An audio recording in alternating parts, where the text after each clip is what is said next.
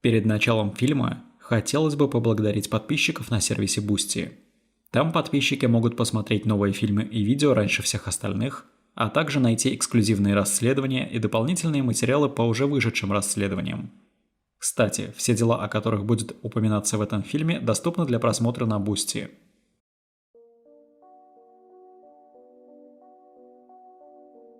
В воскресенье 13 марта 1977 года около 5:30 вечера 17-летний юноша по имени Джон Ламей сообщил своему ближайшему соседу, что собирается в расположенный неподалеку Редондо-Бич, один из целого скопления городов, расположенных вдоль Тихоокеанского побережья. В Редондо-Бич он собирался увидеться с мужчиной, с которым познакомился в спортзале в центре Лос-Анджелеса. Нового знакомого звали Дэйв. И довольный Джон отправился навстречу, но тем вечером он так и не вернулся домой. Рано утром следующего дня мать Джона, обеспокоенная длительным отсутствием сына, позвонила его однокласснице, которая предложила ей связаться с неким другом Джона, мужчиной вдвое старше его по имени Дэйв, который жил в нескольких милях от их дома, в Редондо-Бич.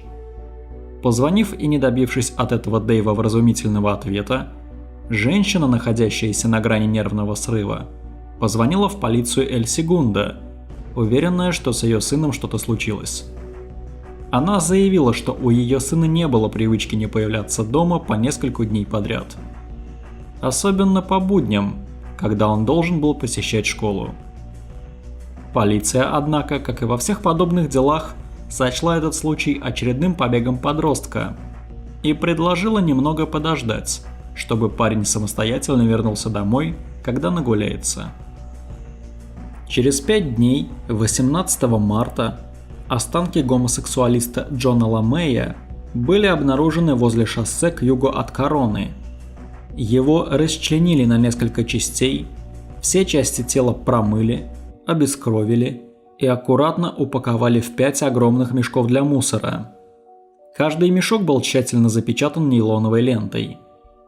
3 мешка были втиснуты в пустую 300-литровую бочку из-под машинного масла, а 2 других остались лежать на земле рядом с ней. Голова парня так и не была найдена, но родимое пятно на его теле явно идентифицировало останки как принадлежащие Джону Ламею. В последующем Патрисия Ламей еще не раз услышит имя Дэйва, загадочного знакомого ее сына, которое ей назвала одноклассница Джона. А ее сын станет последней жертвой печально известных убийств в мешках для мусора. 70-е годы 20 века были довольно смутным временем для молодежи, особенно для молодых геев. Эпидемия СПИДа еще не рассматривалась как серьезная угроза человечеству, а потому популярность гей-бань, гей-баров и анонимного секса в парках, общественных туалетах и на вечеринках достигала бешеного размаха. Геи отвоевывали свое после многих десятилетий притеснений и в конце концов добились соблюдения тех принципов, которые они считали своими законными свободами. Завершилась эпоха свободной любви 60-х годов в районе Хейт-Эшбери в Сан-Франциско, который в те годы превратился в один из центров движения хиппи и в котором в 1967 году произошло знаменитое в США «Лето любви». И вот теперь молодые люди толпами направились оттуда в Калифорнию. Летом любви назвали лето 1967 года, когда в квартале Хейт-Эшбери, Сан-Франциско, собралось около 100 тысяч хиппи, знакомых и незнакомых, чтобы отпраздновать наступившее время любви и свободы, что привело к возникновению уникального, невиданного ранее феномена культурного, социального и политического бунта. В парке «Золотые ворота» предлагались бесплатная еда, бесплатные наркотики и свободная любовь. Для оказания медицинских услуг открылась бесплатная клиника Дэвида Смита. Она продолжает свою работу и по сей день. А бесплатные магазины обеспечивали все возрастающее число хиппи одеждой и товарами первой необходимости. Лето любви объединило множество людей самых разных возрастов и профессий. Это беспрецедентное собрание людей иногда считают социальным экспериментом из-за образа жизни, который начал считаться нормой именно в лето любви и распространился в последующие годы.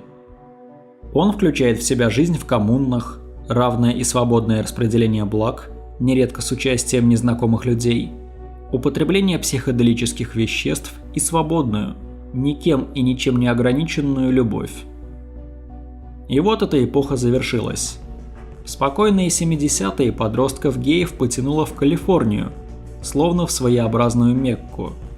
Необремененные заботами взрослой жизни, юноши сбегали от несимпатичных им родителей, показывали всем большие пальцы и направлялись в землю обетованную.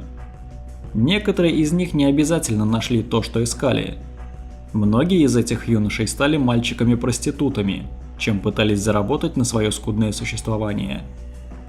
По словам писателя Денниса МакДугала, автора книги «Ангел тьмы», посвященной чудовищным преступлениям убийцы с автострады Рэнди Крафта, в 70-е и начале 80-х годов более сотни молодых автостопщиков пытались поймать попутки на улицах и автострадах Южной Калифорнии и не дожили до того, чтобы рассказать об этом.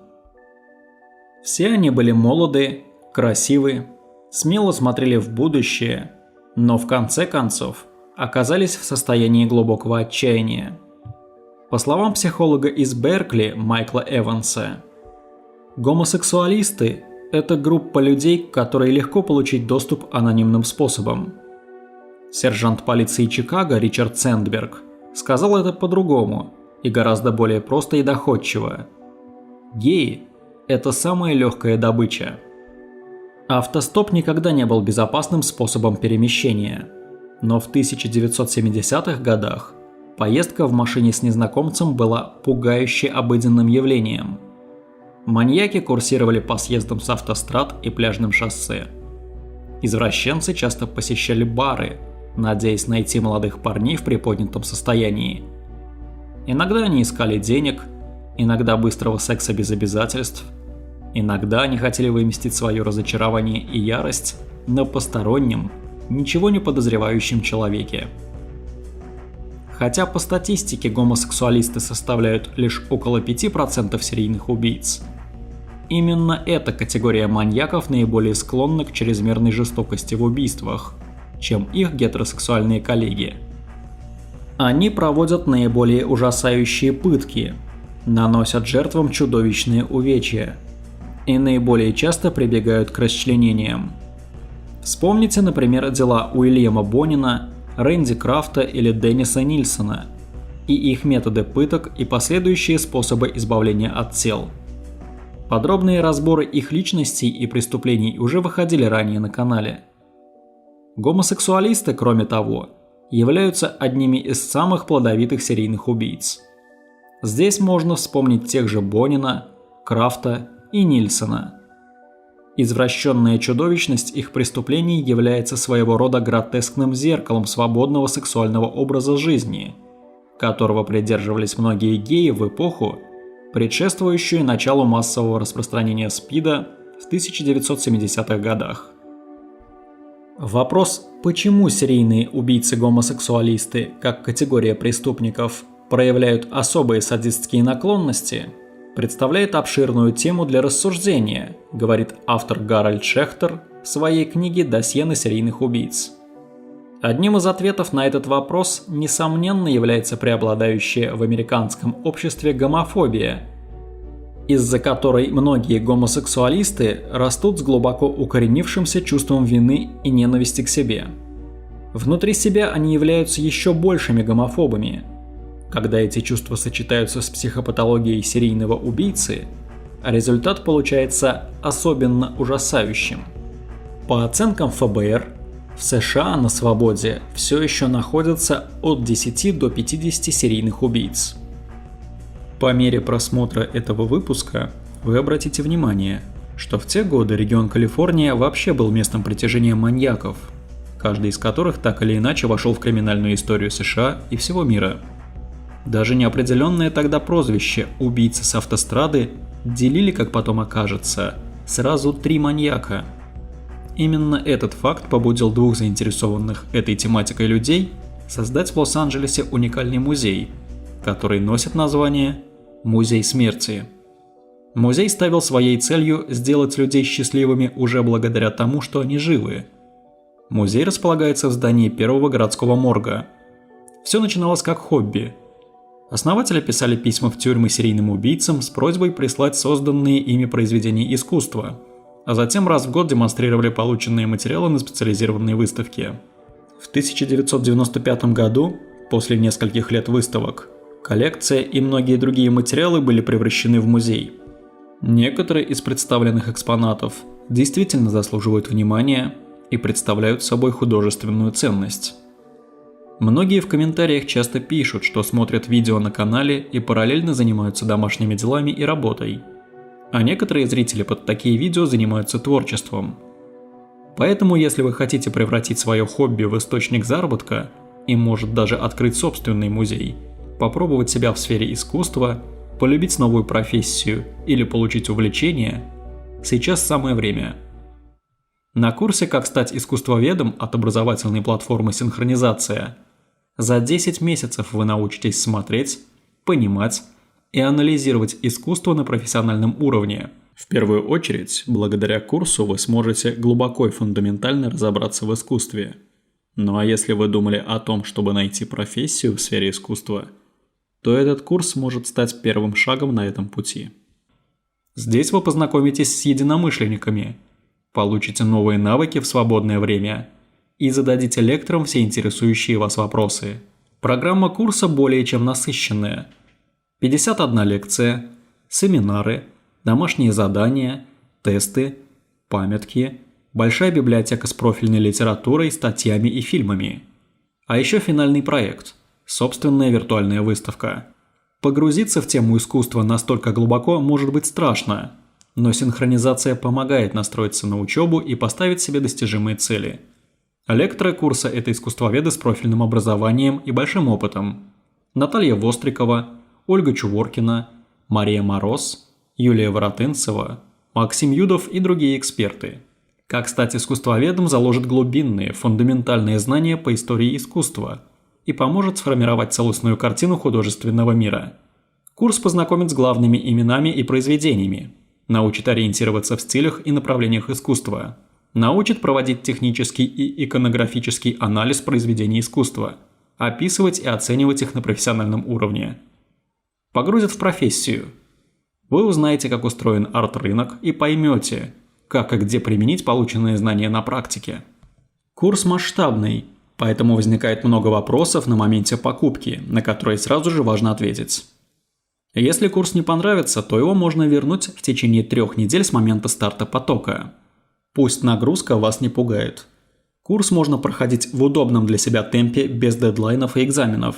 Все практические задания выполняются по желанию. Во время курса предусмотрены каникулы. Каждая каникула – это недельная пауза между блоками. Всего их будет 3. История искусства, инструменты искусствоведа, профессия искусствоведа. Доступ ко всем материалам курса останется у вас навсегда. Вы сможете вернуться к ним в нужный момент и освежить знания. Курс можно купить в рассрочку на 2, 3, 4 или 12 месяцев. К тому же тариф можно сменить в течение первых 2 месяцев. Оплату можно производить картами как российских, так и зарубежных банков. Запись на новый поток «Как стать искусствоведом» открывается с 25 марта. Поэтому сейчас действует самая большая скидка в 40 000 рублей. А для подписчиков канала по промокоду «Тайна10» вы получите дополнительную скидку 10 000 рублей.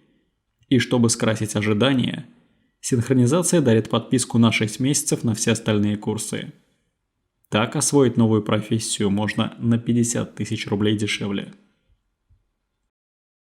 Наш сегодняшний герой, или правильнее сказать антигерой, Патрик Уэйн Кирни, появился на свет в Лос-Анджелесе 24 сентября 1939 года и впоследствии проживал в Техасе. Он был самым старшим из 3 сыновей в семье и воспитывался в довольно благополучной среде. По крайней мере, если эту среду сравнивать с семьями других известных маньяков. Однако в детстве ему не удалось избежать психологических травм. В сентябре 1944 года, в 5-летнем возрасте, он пошел в школу города Монтебелло, и, будучи худым и болезненным ребенком, он стал главной мишенью для хулиганов, вследствие чего уже в подростковом возрасте начал фантазировать об убийствах людей. В школе его часто называли педиком, несмотря на его явный интерес к девочкам. В возрасте 8 лет он точно знал, что в будущем станет убивать людей. В 1950 году, когда Патрику было 11 лет, его родители переехали в калифорнийский город Резеда. В новой школе, где издевательства со стороны одноклассников только усилились, фантазии Патрика об убийствах перешли в наиболее активную стадию. Эти фантазии представлялись ему очень подробными. Он стал замкнутым и лелеял мечты об убийстве своих личных врагов. Кроме того, у него развелись сексуальные фантазии, связанные с доминированием.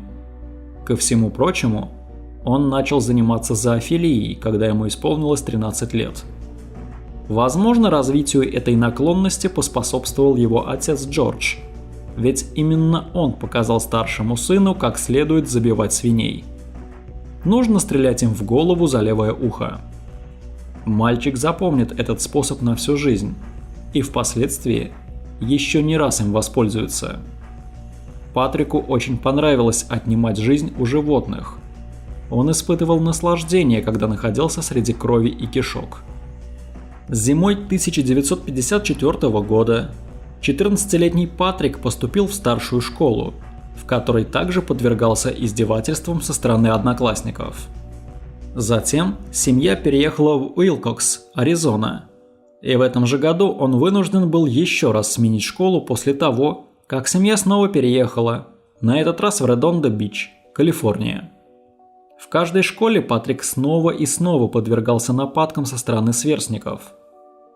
В 1957 году 17-летний Патрик Кирни окончил школу, и его семья снова переехала, теперь уже в город Хьюстон, штат Техас.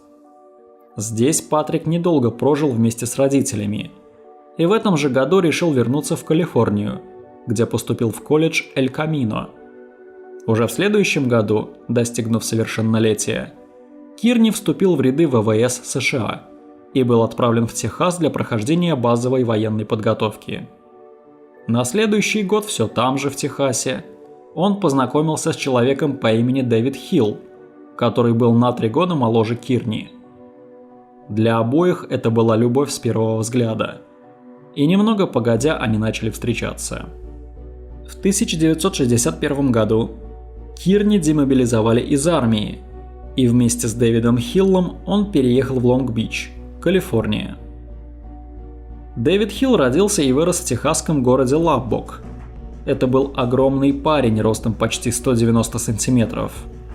После того, как его выгнали из школы в 1960 году, он поступил на службу в армию, однако практически сразу же был демобилизован с диагнозом «расстройство личности без дополнительных уточнений». Вернувшись в Лаббок, он женился на своей школьной возлюбленной, но брак Хилла был коротким. Он развелся и вернулся к Кирни. По другой версии, Хилл и Кирни познакомились в 1962 году, когда Патрик проходил военную службу. Хилл развелся со своей женой в 1966 году и год спустя переехал в Калифорнию вместе с Кирни. В этот промежуток времени Кирни якобы тоже успел жениться и развестись. Кирни и Хилл жили вместе в Калвер-Сити, пригороде Лос-Анджелеса, когда началась длинная череда убийств. Точные биографии обоих молодых людей до сих пор неизвестны, поэтому обе версии развития событий имеют право на существование. Согласно первой версии, Хилл в 1962 году якобы съехал от Кирни, задумав проехать автостопом половину страны. Тогда он и познакомился со своей будущей женой Линдой. Однако их семейная жизнь не складывалась.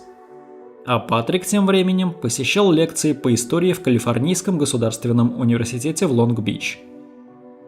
В это время он решился впервые испытать это ни с чем не сравнимое ощущение, о котором он так давно мечтал – убить человека. Он подбирал парней в барах, на автобусных остановках, в местах скопления геев, ища быстрого перепихона в кустах. Таких парней было легко найти, легко убить и также легко избавиться от тел, выбросив их в пустыне.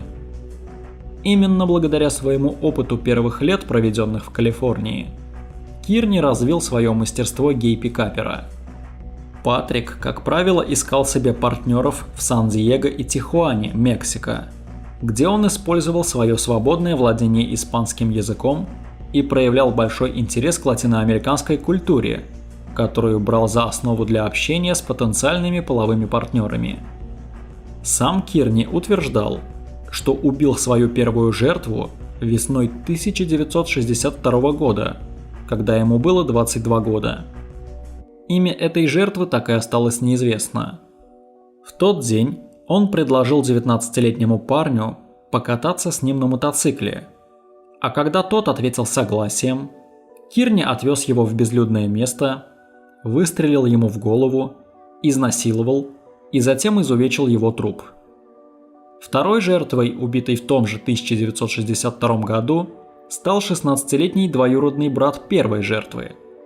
Он якобы видел, как старший брат перед исчезновением куда-то уезжал вместе с Кирни. Тогда Патрик отвез его в то же самое место, выстрелил в голову и изнасиловал тело. В том же 1962 году Кирни убил свою третью жертву – 18-летнего парня по имени Майк. Как и в первых двух случаях, он выстрелил ему в затылок и изнасиловал его труп. Немного позднее Хилл вернулся в Калифорнию, и они с Кирни решили съехаться. Хилл при этом еще не был в разводе. А уже в августе того же 1962 года Кирни наконец устроился на должность инженера в авиастроительную компанию Hughes Aircraft. А в апреле 1963 года его повысили до старшего научного сотрудника. Зная интерес большинства зрителей к историям о неуловимых маньяках и к отечественным детективным историям в частности, спешу поделиться отличной новостью для любителей данного жанра. На Кинопоиске вышел сериал «Внутри убийцы», который рассказывает историю Зои Волгиной, которая по разным уликам может воссоздать ход преступления и действий маньяка. По сюжету Зоя и сотрудник Следственного комитета Тимофей Волох берутся за дело неизвестного душителя, который отличается необычным почерком. Он делает из своих жертв статуи.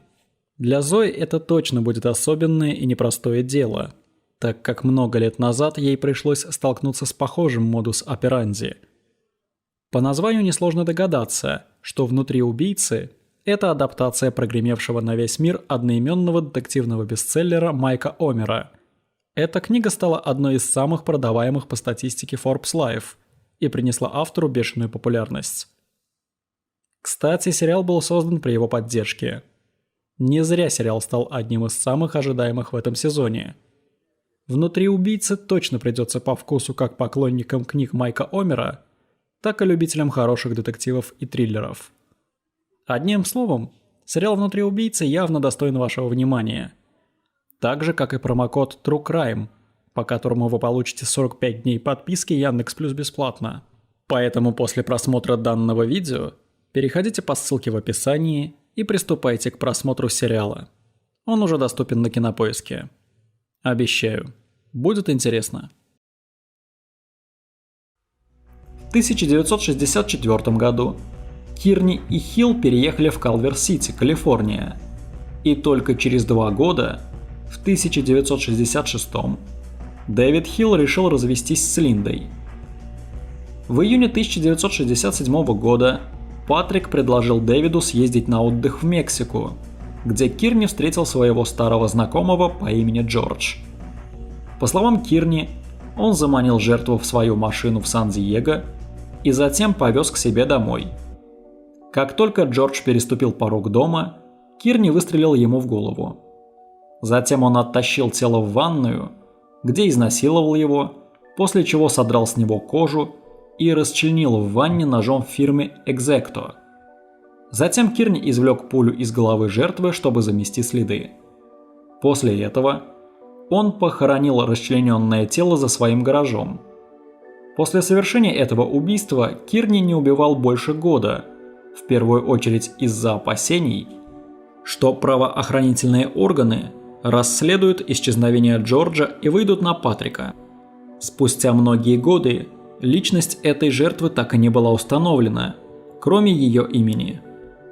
В декабре 1969 года 29-летний Патрик Кирни приобретает дом за довольно внушительную по тем временам сумму в $20 750.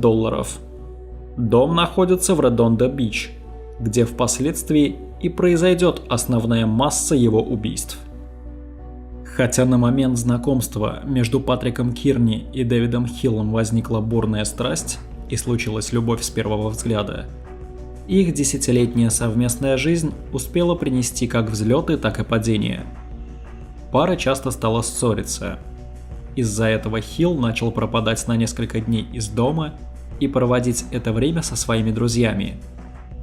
Или же он мог завести мимолетный роман и отправиться на свидание продолжительностью один вечер в качестве отместки за обиды, причиненные его сожителем Патриком Кирни. Иногда Дэвид уезжал в родительский дом в Лаббоке, но каждый раз его словно магнитом тянуло обратно, и он возвращался. Когда Хилл уходил из дому, бессильное разочарование Кирни достигало точки кипения. Он знал только одно средство, которое могло бы удовлетворить его чувство подавленной ярости. Каждый раз после ссоры с Хиллом Кирни отправлялся бродить по окрестностям. Он садился за руль своего Volkswagen Beetle или фургона и отправлялся подбирать автостопщиков или снимать молодых людей в гей-барах. Будучи худощавым мужчиной, он обладал безошибочным методом усмирения своих жертв. Без предупреждения стрелял им в голову из пистолета 22-го калибра. Иногда он ехал по шоссе, строго соблюдая ограничение скорости, держа левую руку на руле, а затем правой стрелял точно в голову своей жертвы, сидевшей на пассажирском сиденье. Он не был садистом и не причинял боли своим жертвам, как это делали двое других убийц с автострады – Рэнди Крафт и Уильям Бонин. Вместо этого он ценил быстроту и эффективность. Хотя Кирни впоследствии признался, что все-таки несколько раз изувечивал тела своих жертв из любопытства, например, вспарывал им животы, он отмечал, что делал это исключительно после смерти человека, чтобы не причинять жертве физических страданий. Затем он колесил по округе, пока не находил подходящее укромное место, где можно было избавиться от своего разочарования, выплеснуть ярость и проявить всю свою силу. Как только он оставался наедине с трупами, он раздевал их и занимался с ними сексом. Да, Патрик Кирни был еще и некрофилом, и многие другие маньяки-геи. Затем он использовал ножовку и разрезал тела своих жертв на куски. Если он находился у себя дома, то делал это в ванной, тщательно промывая каждую часть тела и сливая с нее кровь, чтобы эта часть не издавала никаких запахов.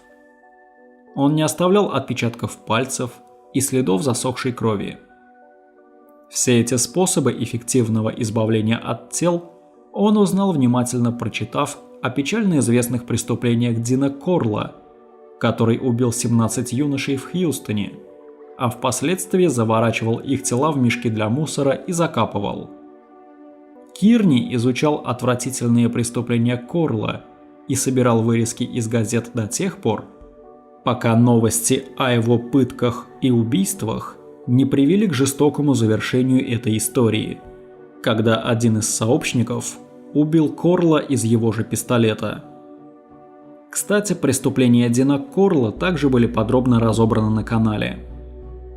Большинство жертв Кирни напоминали ему людей, которые доставляли ему неприятности в детском и подростковом возрасте, белокурые и высокомерные мальчишки. Зачастую после того, как Кирни убивал своих жертв и заканчивал заниматься сексом с их трупами, он их дополнительно еще и избивал. Однако Патрик Кирни был не единственным, кто в то время убивал молодых людей в Южной Калифорнии. Хиллсайдские душители Анджело Буона и его столь же психопатический кузен Кеннет Бьянки занимались своим ремеслом в том же районе, что и Кирни. И похищали молодых девушек, пытали их, душили и выбрасывали их тела в самых разных районах штата Калифорния. Знаменитый и до сих пор неопознанный убийца Зодиак находился на свободе, насмехаясь над полицией и сея террор своими спонтанными убийствами. Во время преступлений, названных полицейскими «убийство зебра», преступники зарубали людей до смерти мачете средь бела дня прямо на оживленных улицах Сан-Франциско. И, конечно же, Рэнди Крафт выделился среди них как один из самых безумных убийц геев за всю историю.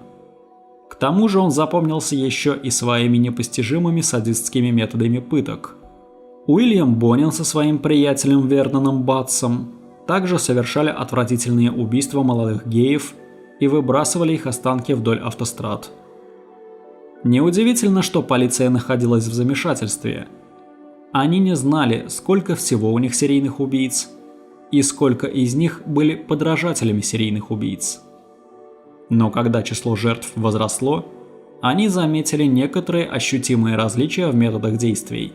Один убийца, которого позднее опознали как Рэнди Крафт, регулярно подбирал автостопщиков-геев, морских пехотинцев или других молодых людей, которые приходились ему по душе. Затем он накачивал их наркотиками, часами пытал, а в итоге кастрировал и запихивал им в прямую кишку все, что попадалось под руку. Черен метлы, ветку дерева, носки, собственные гениталии жертвы или нижнее белье. Обычно он делал это, пока жертва была еще жива и издавала душераздирающие крики. Уильям Бонин душил своих жертв веревкой, шнуром или с помощью футболки жертвы и монтировки, а затем насиловал трупы и бросал тела на обочинах дорог. Но один убийца выделялся среди остальных тем, что старательно расчленял своих жертв, очищал их тела и аккуратно складывал в мешки. Пресса назвала эти преступления убийствами в мешках для мусора, а полицейские, расследовавшие эти дела, называли их между собой как убийство пидоров в мешках – «fag in a bag».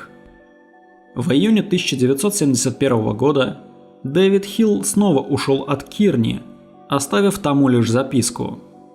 Эта записка настолько вывела Патрика из себя, что он решил отомстить и выплеснуть на ком-нибудь свой гнев. 26 июня он остановился на обочине дороги и предложил подвезти 13-летнего Джона Демчика. Когда тот сел в машину, Кирни выстрелил ему в голову, после чего избавился от тела. Со временем Кирни значительно усовершенствовал свой модус операнди, что позволило ему совершать свои преступления гораздо эффективнее и чаще.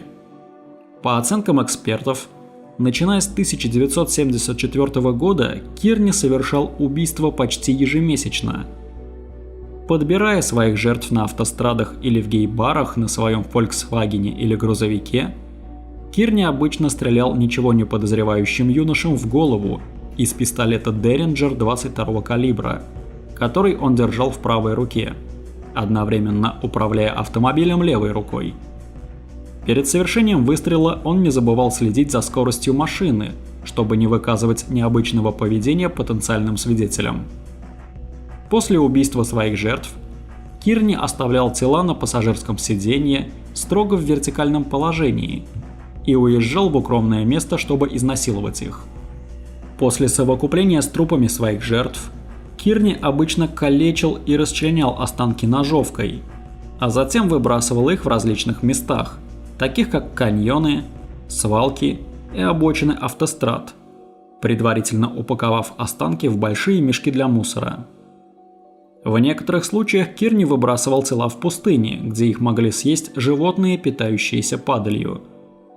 Кирни иногда сливал кровь жертвы, чтобы устранить запах, а также иногда мыл части тела перед выбрасыванием, чтобы свести к минимуму следы засохшей крови и избавиться от отпечатков пальцев. Тогда Кирни избивал своих жертв, когда они уже были мертвы. Он воспринимал избиение своих жертв как очищающее упражнение и средство, с помощью которого он мог эффективно выплеснуть подавленный гнев и обрести чувство власти. Ведь очень часто его жертвы были очень похожи на издевавшихся над Кирни в детстве обидчиков. 22 сентября 1973 года выстрелом в затылок Кирни убил 17-летнего автостопщика Джеймса Флетчера Барвика. Хотя Кирни в основном охотился на молодых мужчин, известны также жертвы среди детей и подростков. Самой молодой жертвой Кирни стал 5-летний Рональд Дин Смит, который исчез в Леноксе, штат Калифорния, 24 августа 1974 года. Его тело было обнаружено в округе Риверсайд 12 октября 1974 года. Причина смерти – удушение. 8-летний Мерл Хонда Ченс из Венеса исчез 6 апреля 1977 года. Предполагается, что он катался на велосипеде недалеко от места работы Кирни. Кирни впоследствии утверждал, что задушил мальчика, ночью отвез его тело домой, изнасиловал, а затем избавился от останков в национальном лесу Анхелес, недалеко от шоссе Анхелес-Крест. Разложившиеся останки Ченса были обнаружены через 1,5 месяца, 26 мая 1977 года. 13 апреля 1974 года Патрик Кирни снял на улице Сан-Диего 21-летнего парня-проститута по имени Альберт Ривера. Как только он сел в машину, Кирни убил его выстрелом в голову, затем отвез тело к себе домой, где изнасиловал, разделал на части, расфасовал по нескольким мусорным мешкам и в дальнейшем разбросал их в разных местах. Собрать все фрагменты тела жертвы целиком полицейским так и не удалось. 31 октября 1975 года, колеся по Редондо-Бич в поисках жертвы, Патрик Кирни посадил к себе в машину 20-летнего автостопщика по имени Ларри Джин Уолтерс. Под неким предлогом он отвез его к себе домой, где убил, изнасиловал труп, а затем расчленил его, разложил останки по мусорным мешкам и выбросил их в разных местах. Останки парня были обнаружены через 10 дней, 10 ноября. Как-то разъезжая по Редондо-Бич, Кирни заметил юношу, который пытался починить свой сломавшийся мотоцикл. Он подъехал к нему и предложил подбросить. Юноша согласился. Им оказался 17-летний Роберт Беннифилл. Как только парень оказался в машине, Кирни выстрелил ему в затылок, отвез тело к себе домой, изнасиловал труп, расчленил и выбросил останки в нескольких разных местах, предварительно расфасовав части тел по мешкам для мусора. Останки юноши были обнаружены осенью 1976 года. 1 марта 1976 года, все в том же Редондо-Бич, Патрик познакомился с 17-летним одиночкой по имени Кеннет Юджин Бьюкинен. По старой схеме он посадил его в машину, начал движение, а затем внезапно выстрелил в затылок. Кирни принялся насиловать труп, но оказалось, что Кеннет остался жив и очнулся. Тогда Кирни выстрелил в него еще 3 раза. Тело юноши было обнаружено 7 апреля того же года. 21 марта 1976 года Кирни подобрал на дороге 13-летнего Оливера Питера Молитера. Тот прикинулся доктором, что очень возбудило Кирни, и они занялись сексом. Впоследствии Кирни застрелил парня, порезал его тело на куски, упаковал в мусорные мешки и выбросил их в горах Пало-Верде. Останки найти так и не удалось. 18 апреля 1976 года Кирни повстречал на улице 15-летнего Ларри Арминдариса. В машине он выстрелил ему в затылок, затем отвез тело к себе домой, изнасиловал, расчленил и утилизировал уже известным способом. 16 июня 1976 года Кирни убил 13-летнего Майкла Крейга МакГи из Редондо-Бич. Записи подтвердили, что МакГи долгое время являлся малолетним преступником. Кирни утверждал, что подобрал МакГи, который ехал автостопом в Торренс. По данным полиции, Кирни завязал с парнем знакомство и пригласил его отправиться в поход на озеро Эльсинор на выходных. Кирни утверждал, что воспринял МакГи как потенциальную угрозу и застрелил его без предупреждения после того, как МакГи начал хвастаться своими преступными подвигами и поинтересовался наличием и расположением охранной сигнализации в доме Кирни. Позднее, во время допроса детективами, Кирни намекнул, что он избавился от останков этого юноши, не оставив никаких следов, и найти их никому не удастся. 20 июня 1976 года в Лос-Анджелесе Патрик Кирни застрелил 23-летнего Джона Вудса. Его тело будет обнаружено ровно через год, 21 июня 1977 года. Примерно в это же время Кирни познакомится с 19-летним Тони Стюартом. Дальнейших подробностей этого знакомства выяснить не удалось.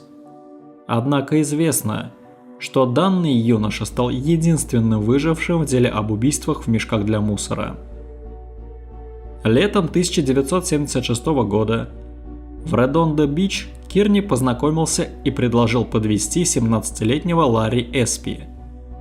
Как и большинству других жертв, Кирни выстрелил ему в затылок прямо во время движения, после чего изнасиловал его труп, расчленил на мелкие кусочки, упаковал их в мусорные мешки и выбросил.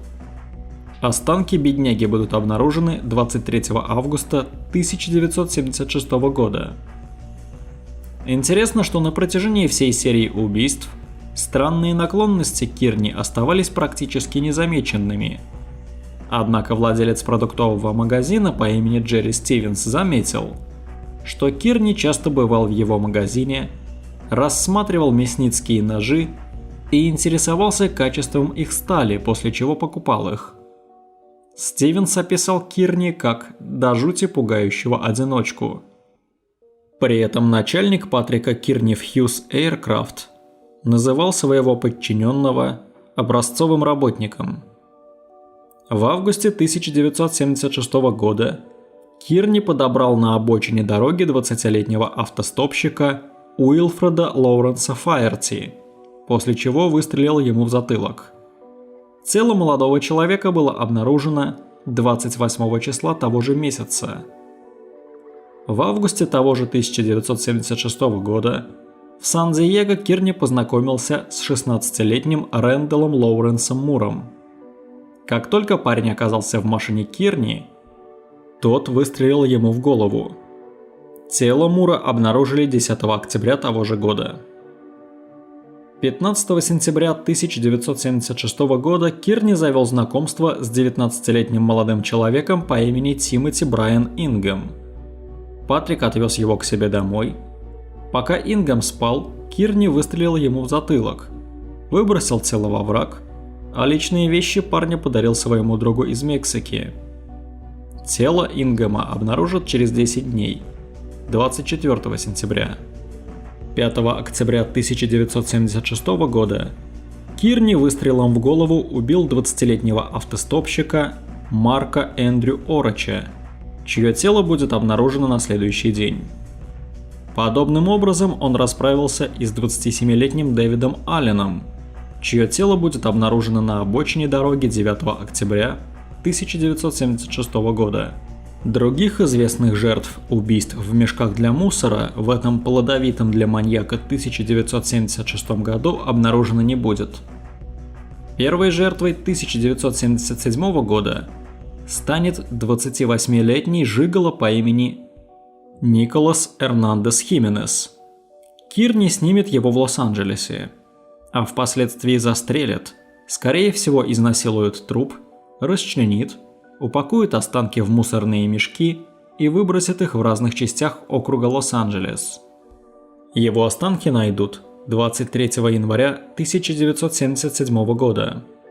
Кстати, Эрнандес Хименес будет самый старший среди всех жертв Кирни. 26 февраля 1977 года в Лос-Анджелесе Патрик Кирни познакомился с 24-летним Артуро Ромасом Маркесом. Когда они договорились отправиться в поездку, и молодой человек сел в машину, Кирни застрелил его, изнасиловал труп и расчленил. Останки Артура будут обнаружены 3 марта 1977 года. Предпоследней жертвой, которая в конечном итоге привела к аресту Кирни, стал 17-летний Джон Отис Ламей, которого он убил в воскресенье 13 марта 1977 года. Как уже было сказано в самом начале, примерно в 17:30 того же дня Ламей сказал соседу, что собирается в Редондо-Бич, чтобы встретиться с мужчиной по имени Дэйв, с которым он познакомился в местном спортзале. На самом деле это был Дэвид Хилл, который дал Ламею адрес дома Кирни. Хиллу не оказалось дома, когда приехал Ламей, поэтому открывший дверь Патрик Кирни пригласил его посмотреть телевизор и подождать внутри, пока Хилл не вернется. Как только парень переступил порог, Кирни без какой-либо очевидной причины импульсивно схватил пистолет и выстрелил Ламею в затылок. После этого Кирни занялся сексом с трупом юноши, после чего расчленил его, расфасовал останки по мусорным мешкам и выбросил. Фактически последней известной жертвой Кирни стал 8-летний мальчик по имени Мерл Ченс, которого Кирни задушил 6 апреля 1977 года. Об этом было рассказано чуть ранее. Но именно убийство Джона Ламея позволило наконец найти и обезвредить маньяка. Некоторые эксперты утверждают, что серийные убийства – это зависимость. Как только маньяки начинают убивать, порой их первое убийство происходит случайно, без всякого намерения.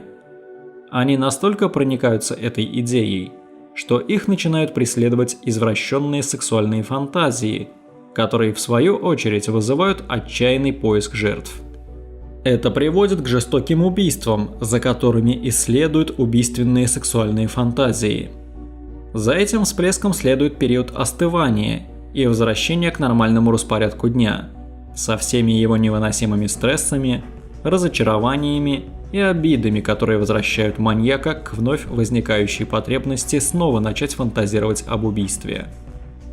По словам канадского писателя Питера Вронского, автора книги «Серийные убийцы от А до Я. История, психология, методы убийств и мотивы», если цикл убийств маньяка запущен, его редко удается прервать. Со временем, запустив этот цикл зависимости, серийные убийцы становятся все более и более безумными, а частота и жестокость их убийств растут в геометрической прогрессии, пока их либо не поймают, либо они не выгорят. То есть пока серийный убийца не достигнет точки, когда убийства перестанут удовлетворять его, и он решит прекратить эту череду смертей по собственному желанию, если ничто иное ранее не помешает его убийственной карьере. Например, некоторые из маньяков совершают самоубийство, другие же совершают сопутствующие преступления, на которых и попадаются, или же и вовсе добровольно сдаются полиции. Исследование 326 американских серийных убийц мужчин в период с 1800 по 1995 годы показало, что 87% из них убили хотя бы одного незнакомца, а 70% убивали в принципе только незнакомых людей. Самые плодовитые серийные убийцы, как правило, являются наиболее организованными. Они методично выслеживают своих жертв в поисках лучшей возможности нанести удар, чтобы остаться незамеченными, и ловко избавляются от тел в наиболее неочевидных и недоступных местах, чтобы не оставлять никаких улик. Хотя жертвой маньяка в принципе может стать абсолютно любой человек, как говорят авторы Джеймс Аллен Фокс и Джек Левин в своей книге «Желание убивать», жертвами все же, как правило, становятся наиболее уязвимые члены общества – дети, проститутки и пожилые люди. Или, как в случае с серией убийств в мусорных мешках, подростки, сбежавшие из дома, автостопщики и гомосексуалисты. Но самым поразительным и интригующим аспектом личности серийных убийц является природа их мотивации. Им необходимо удовлетворить сильную жажду власти и садизма. Серийный убийца склонен убивать не из-за недостатка любви, денег или мести, а просто ради удовольствия, потому что это доставляет ему невозможное наслаждение, сродни оргазму. Как известно, мать Джона Ламея, Патрисия, буквально поставила полицию на уши, поэтому ее сына искали гораздо активнее, чем остальных жертв. Поскольку Джон Ламей рассказал своему соседу, что собирается встретиться с неким парнем по имени Дэйв в Редондо-Бич, полиция приравняла это имя к имени, которое регулярно появлялось в регистрационных листах в гей-банях, и вскоре цепочка улик привела полицейских к двери скромного жилища любовников – 37-летнего Патрика Кирни и 34-летнего Дэвида Хилла в Редондо-Бич. Кирни и Хилл приветствовали сотрудников полиции и выглядели довольно расслабленно. Они, казалось, всерьез обеспокоились историей о пропавшем парне Джонни Ламее и выглядели абсолютно непричастными к этому делу. На последующем допросе в апреле Кирни и Хилл подписали аффидевит, в котором говорилось, что они оба состояли в гомосексуальных отношениях с Ламеем на протяжении 2 последних лет. 19 марта 1977 года следователи снова пришли в дом Кирни и Хилла, на этот раз для проведения обыска. Находясь внутри дома, следователи взяли несколько волокон ковра, потому что похожие волокна попали на нейлоновую ленту, которая использовалась для запечатывания мусорных мешков, в которых были обнаружены останки одной из жертв. Однако кроме волокон были взяты образцы лобковых волос обоих мужчин, а также образцы шерсти их собаки. Полицейские обнаружили ножовку по металлу со свежим, чистым полотном, по углам которого, однако, виднелись застрявшие небольшие волокна ткани и виднелись следы крови. Эту ножовку также было решено взять на анализ. Пара не выказывала никаких подозрений и на этот раз, и была готова к сотрудничеству, что рассеивало у полицейских всяческие сомнения в их причастности к преступлениям. Проведенный анализ улик показал, что волокна были идентичны обнаруженным на месте преступления. Но кто знает, сколько еще подобных ковров было продано в США. Этого оказалось крайне недостаточно, чтобы предъявить мужчинам какие-то обвинения. Однако с лобковыми волосами и шерстью результат был в точности такой же. Все они соответствовали уликам, оставленным на теле Ламея, последней жертвы. Анализ крови, обнаруженный на ножовке по металлу, выявил, что она соответствовала группе крови Ламея. Но когда полицейские в третий раз решили вернуться в дом подозреваемых, 19 мая, ровно через 2 месяца после первого визита, на этот раз с ордером на еще один обыск, пары уже и след простыл. В Hughes Aircraft, где работал Патрик Кирни, сообщили, что 20 мая он получил последний чек по выплате зарплаты, а 26 мая по почте он уведомил руководство, что увольняется, и выслал свой пропуск. Выяснилось, что любовники написали письмо бабушке Кирни, чтобы она продала их дом и оплатила их счета.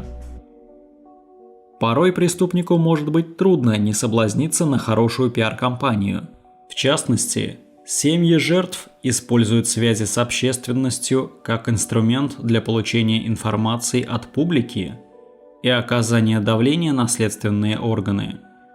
Слезливые пресс-конференции, подобные тем, которые проводили семьи Лейси Петерсон, Натали Холлоуэй и Брук Уилбергер, держали фокус не только на историях своих семей, но также держали в напряжении местную полицию. Телешоу, подобные самым разыскиваемым в Америке, превращают граждан в диванных детективов.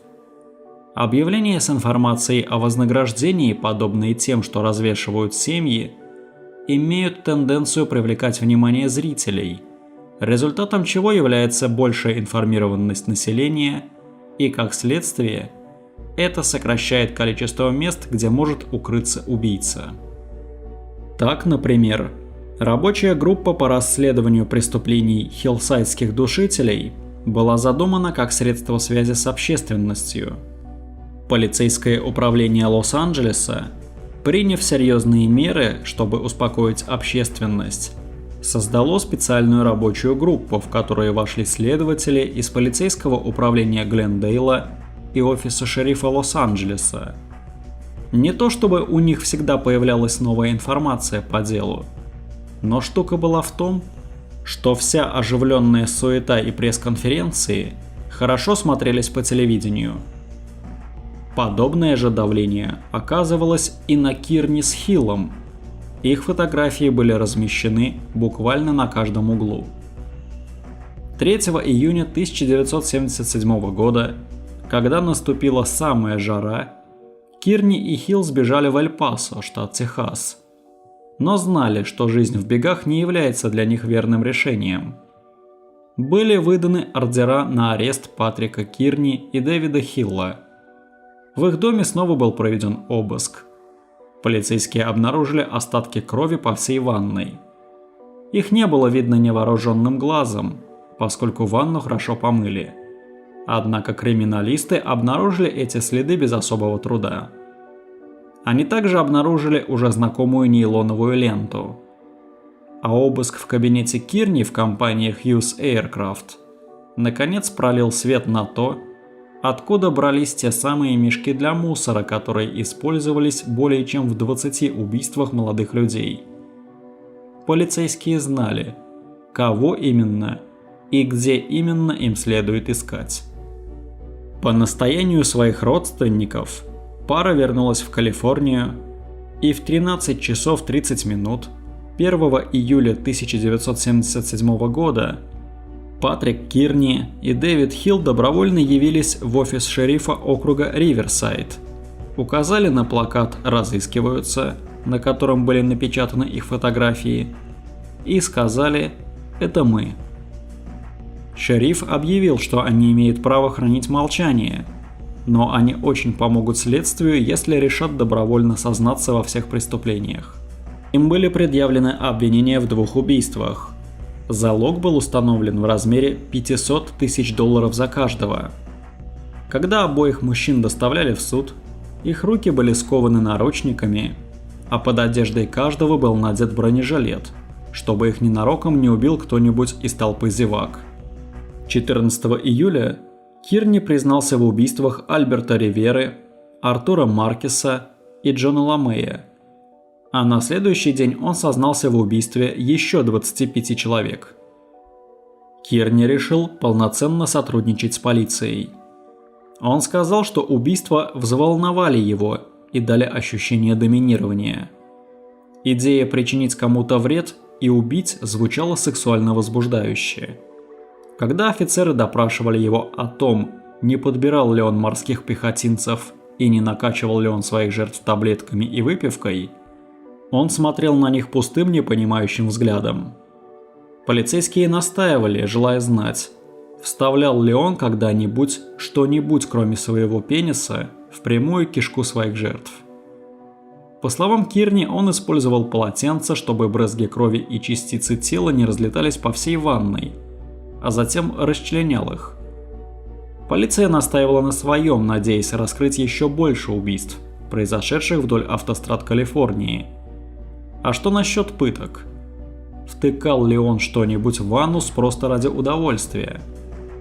Патрик Кирни начал догадываться, чьи именно преступления хотят на него повесить следователи, и в ответ лишь покачал головой.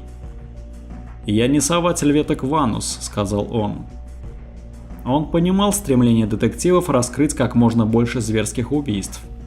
Но истязать, душить и пытать своих жертв было не в его стиле. Пустить пулю в голову было куда проще и эффективнее. Казалось, Патрик Кирни обиделся, что его путают с Рэнди Крафтом, еще одним убийцей с автострады. Расследование убийств в мусорных мешках официально началось 13 апреля 1975 года, когда было найдено тело 21-летнего Альберта Ривера из Лос-Анджелеса.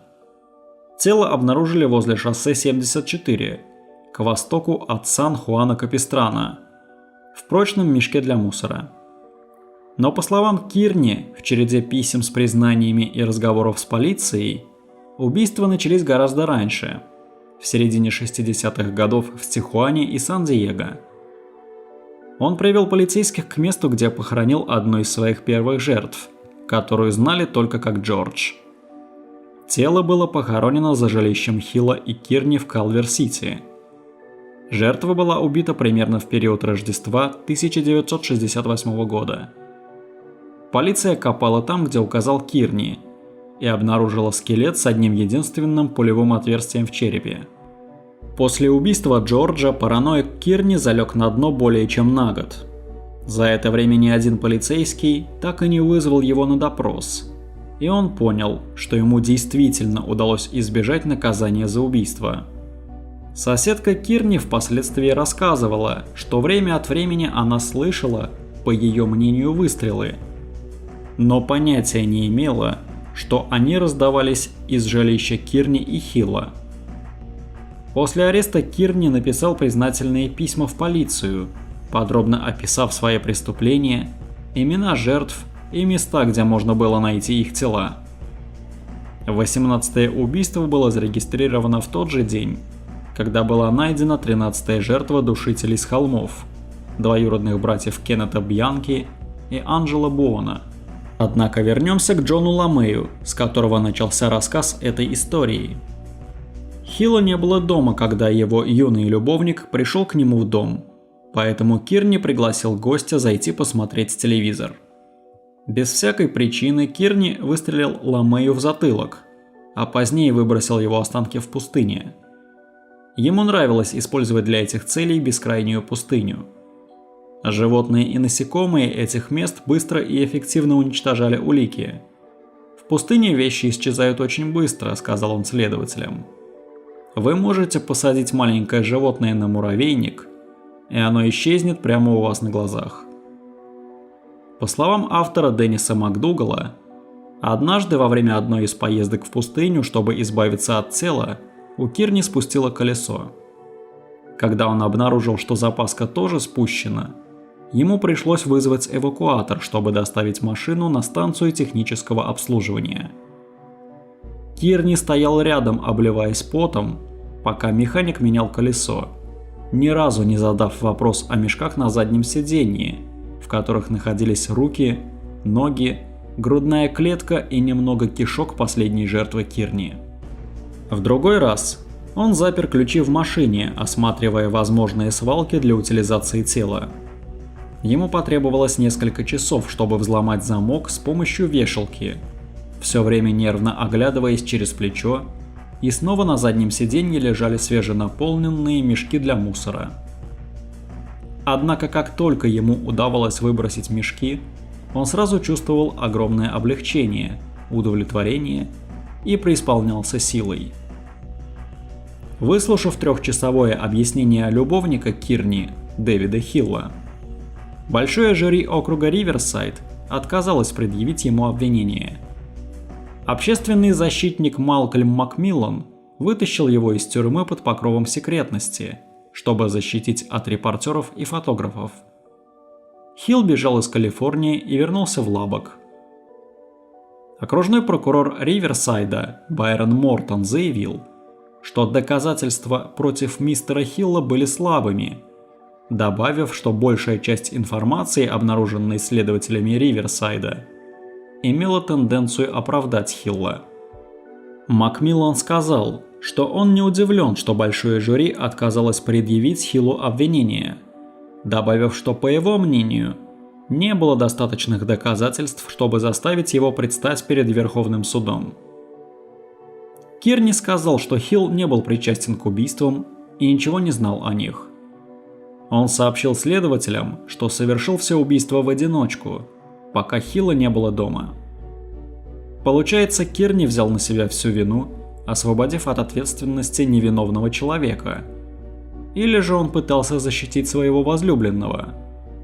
Может ли быть такое, что Хилл тоже был причастен к этой серии убийств? Вопреки совету своего адвоката, Патрик Кирни изменил свое заявление о невиновности на признание вины. Его адвокат посоветовал ему не признавать себя виновным по причине безумия. Но Кирни признал себя виновным по первоначальным 3 обвинениям в убийстве и попросил немедленно вынести ему приговор, очевидно пытаясь избежать смертной казни в Калифорнии. Его действия выглядели спорными. Закон о смертной казни вступал в силу только в августе 1977 года. Все убийства Кирни произошли гораздо раньше этого времени, поэтому смертная казнь в принципе не могла быть применена к этому преступнику. 21 декабря 1977 года за убийство 3 человек судья Верховного суда Джон Хьюз приговорил Патрика Кирни к 3 пожизненным заключениям с возможностью подать прошение на условно-досрочное освобождение через 7 лет после начала тюремного заключения. Судья Брэкенридж сказал: «Этот обвиняемый определенно совершил ряд ужасных и немыслимых преступлений. Я могу только надеяться, что Общественный совет по освобождению никогда не освободит мистера Кирни. Похоже, он является оскорблением человечества». На последующем суде в феврале 1978 года из 32 недоказанных убийств Кирни в конечном итоге был обвинен еще в 18 убийствах и приговорен в совокупности к 21 пожизненному заключению. Патрик Кирни полностью признал свою вину в каждом убийстве. Если все его признания были правдивы, он также убил 2 детей в возрасте 5 и 8 лет, а также 4 жертв, тела которых так и не были найдены. По меньшей мере, 7 его жертв остаются неопознанными. Таким образом, точное количество его жертв неизвестно и колеблется от 32 до 43. Патрик Кирни сегодня отбывает свой пожизненный срок в Калифорнии. Он пишет сочинения, некоторые из которых были опубликованы. Убийства в мусорных мешках считаются одними из самых отвратительных преступлений 20 века. По количеству убийств маньяк Патрик Кирни может встать в один ряд с такими серийными убийцами, как Джерри Брудос, Тед Банди, Джеффри Даммер и Джон Уэйн Гейси. По состоянию на начало 2024 года 84-летний Патрик Кирни продолжает отбывать наказание в государственной тюрьме Мул-Крик. По словам сержанта отдела по расследованию убийств полиции Лос-Анджелеса Элла Сетта, если бы Кирни не был столь небрежным, он, вероятно, до сих пор творил бы этот ужас.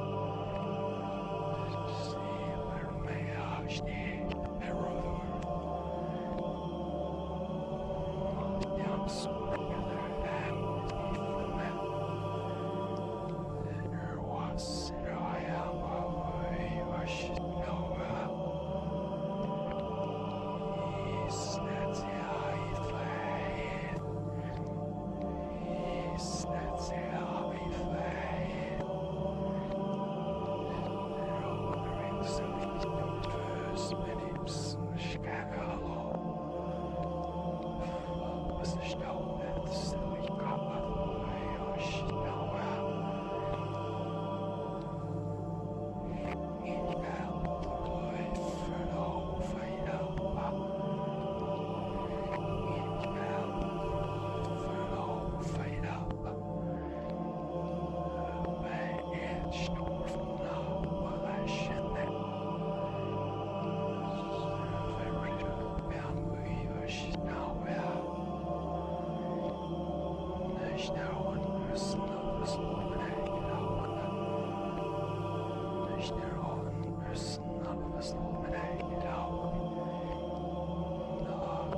Znów słyszę śpiewa.